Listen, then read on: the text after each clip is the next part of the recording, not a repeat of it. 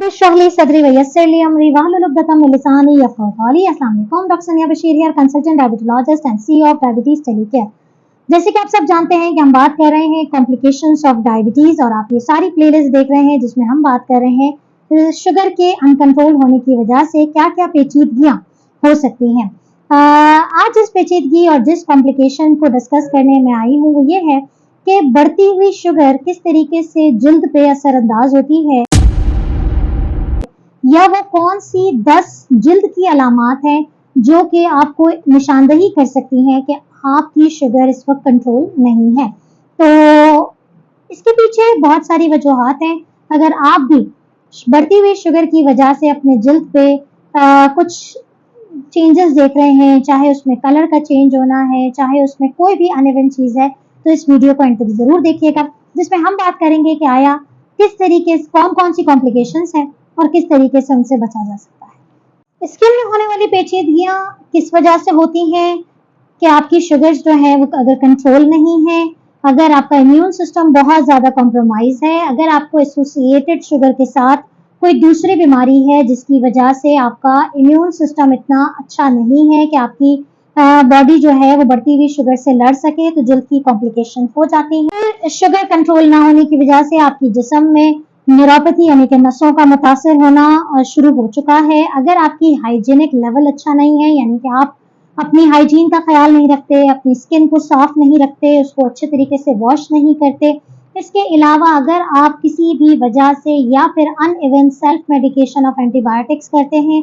जो कि आपके इम्यून सिस्टम को कॉम्प्रोमाइज कर रहा है, या फिर आप किसी भी वजह से स्टीरॉइड्स पे हैं, तो आप बढ़ती हुई शुगर आपके जिस्म में इस तरह की अलामात क्रिएट कर सकती है। तो हम देखते हैं कि वो कौन सी 10 स्किन की कंडीशन है जो कि पॉसिबल हो सकती है।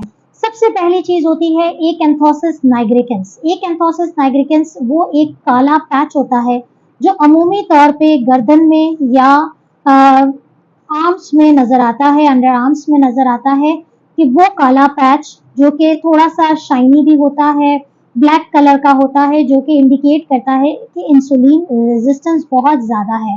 अगर तो आप डायबिटिक नहीं हैं और इस तरह के पैच देखते हैं तो ये आपको प्री डायबिटीज़ या डायबिटीज़ होने की तरफ निशानदही करता है कि आपकी बॉडी में इंसुलिन की रेजिस्टेंस बहुत ज़्यादा है। इसे कहते हैं हम एकैंथोसिस नाइग्रिकेंस। और इसकी ट्रीटमेंट होती है कि आपने शुगर लेवल्स पे को नज़र रखनी है, चेक करना है कि आया आपकी बॉडी में इंसुलिन रेजिस्टेंस है या नहीं। आप डर्मेटोलॉजिस्ट के साथ कांटेक्ट करें, डायबिटोलॉजिस्ट के साथ कांटेक्ट करें, सीरम फास्टिंग इंसुलिन करवाएं ताकि रेजिस्टेंस का पता चल सके। और अगर डायबिटिक होने के बाद ये है तो अपनी शुगर्स को, अपनी HbA1c को फौरन से पेशतर मॉनिटर करें। दूसरी चीज होती है कि जिसमें आपकी टांगों के सामने की तरफ, जिसे हम शिन कहते हैं, वहां पर लाल या ब्राउन कलर के पैचेस बन जाते हैं। अमूमी तौर पे ये पेनलेस होते हैं, कोई हर्ट नहीं करते, लेकिन ये सिर्फ और सिर्फ एक धब्बा क्रिएट हो जाता है जिसे हम कहते हैं डायबिटिक डर्मोपैथी।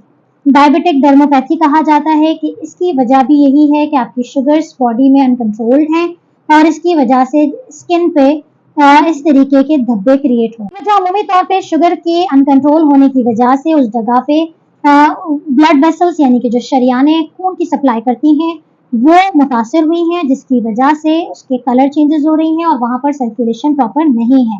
इसका कोई इलाज नहीं है, सिर्फ शुगर कंट्रोल किया जाता है, यूजुअली हार्मलेस होता है, लेकिन अगर कॉस्मेटिकली अफेक्ट कर रहा है तो आप उसकी जो है वो ट्रीटमेंट ले सकते हैं, लेकिन एज सच उसकी कोई ट्रीटमेंट नहीं है सिवाय इसके कि शुगर कंट्रोल की जाए और कॉम्प्लिकेशंस को मैनेज किया जाए। एक मेडिकल कंडीशन होती है जिसे हम कहते हैं नेक्रोबायोसिस लिपोइडिका। बेसिकली ये पीले रंग के पिंपल्स की तरह जिस्म के किसी भी हिस्से में बन जाते हैं, जैसे कि मुंह पे पिंपल्स निकलते हैं, बिल्कुल इसी तरह जिस्म के किसी हिस्से में इस तरीके से पीले जो है वो पिंपल्स की तरह निकल आते हैं। ये पेनफुल होते हैं, तकलीफ देते हैं, इसमें खारिश बहुत ज्यादा होती है और बाज़ औक़ात ये पिंपल्स जो हैं वो जिस जल्द पे वो हो रहा है वो जल्द को सख्त कर देते हैं। तो इसकी बेसिकली अगर ये अर्ली स्टेज पे पकड़ लिया है तो आप डर्मेटोलॉजिस्ट से कंसल्ट करें ताकि इसकी प्रॉपर किस्म की टॉपिकल क्रीम्स होती हैं जो कि दी जाती हैं। और उसके अलावा अगेन वो यही है कि आप शुगर कंट्रोल करेंगे तो चीज़ें खुद ब खुद रिवर्स हो जाएंगी। इसके अलावा अक्सर टांगों पे या पाँव में छाले बन जाते हैं, ये बहुत ज़्यादा कॉमन है डायबिटिक पेशेंट में, पाँव में छाले पड़ जाना। बिल्कुल वैसे ही छाले जैसे किसी को जब बर्न हो जाता है, जल जाती है स्किन, तो जिस तरीके से ब्लिस्टर्स बन जाते हैं, बिल्कुल इसी तरीके से अनकंट्रोल्ड शुगर बाज़ औक़ात ब्लिस्टर्स की तरफ जो है वो स्किन को पहुँचा देती है, स्किन को कॉम्प्लिकेट कर देती है। अगेन वजह वही है कि शुगर्स जो है वो अनकंट्रोल है, ब्लड सप्लाई हो नहीं रही है, न्यूरोपैथी है, वेस्कुलोपैथी है, जिसकी वजह से ये ब्लिस्टर्स बनते हैं। ब्लिस्टर्स सबसे ज़्यादा खतरनाक इस वक्त होते हैं कि ब्लिस्टर्स जो है वो खुद खत्म हो जाते हैं, लेकिन स्कार्स उसके रह जाते हैं, जो कि अगेन कॉस्मेटिकली जो है वो पेशेंट को अफेक्ट करते हैं।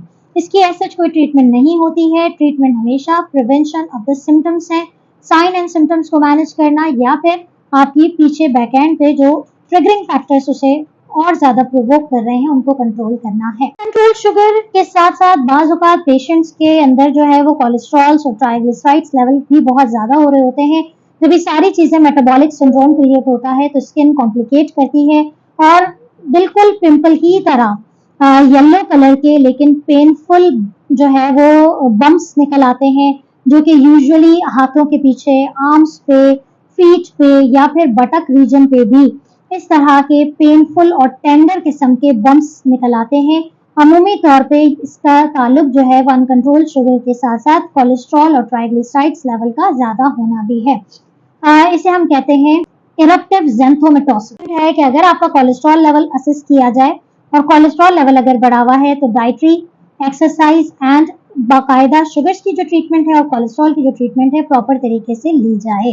कोलेस्ट्रॉल बढ़ता हुआ शुगर बाज़ औक़ात स्किन टैक्स क्रिएट कर देता है, आंखों के नीचे या अंडर आर्म्स पे कहीं ना कहीं इस तरीके छोटे छोटे स्किन की ग्रोथ होती है जिसे स्किन टैक्स कहते हैं, और ये भी अंडरलाइन कोलेस्ट्रॉल और शुगर्स की ज्यादती की वजह से होते हैं। That indicates the sign of insulin resistance, कि आपकी बॉडी में इंसुलिन रेजिस्टेंस बहुत ज़्यादा हो रही है, और इसकी ट्रीटमेंट यही है कि सेंसिटिविटी को बढ़ाया जाए, मेडिसिन प्रॉपर ली जाए। हमारे पास कंडीशन है वो होती है जिसमें हाथों और पैरों की स्किन थिक हो जाती है, और वो थिकनिंग इतनी ज़्यादा हो जाती है कि बाज़ों का जॉइंट्स मूवमेंट रेस्ट्रिक्ट हो जाती है, जिसे कहा जाता है डिजिटल स्क्लेरोसिस। और इसकी भी ट्रीटमेंट यही है कि शुगर लेवल्स को कंट्रोल किया जाए।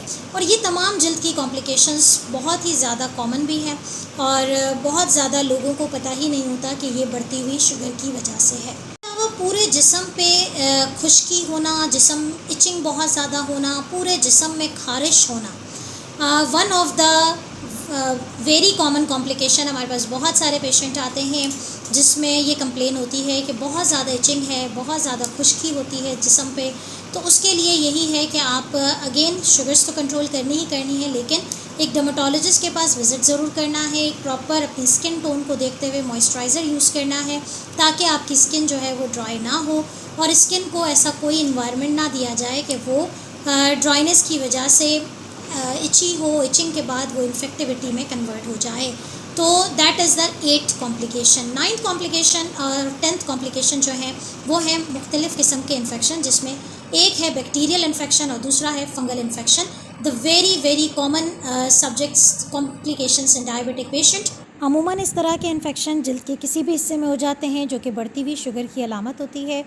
अगर आप भी किसी ऐसे इन्फेक्शन का शिकार हैं और बार बार हो रहा है, तो खुदारा अपनी शुगर ज़रूर चेक करें, अपने डर्मेटोलॉजिस्ट के पास, अपने डायबिटोलॉजिस्ट के पास ज़रूर विज़िट करें, और इसका इलाज जल्द अज जल्द किया जाए, ताकि ये मज़ीद तकलीफ़ दे या मज़ीद पेनफुल कंडीशन ना हो सके। याद रखिए, इन्फेक्शन एक जगह होता है तो यकीनन दूसरी जगह भी स्प्रेड होता है और पूरी बॉडी को इन्वॉल्व कर लेता है।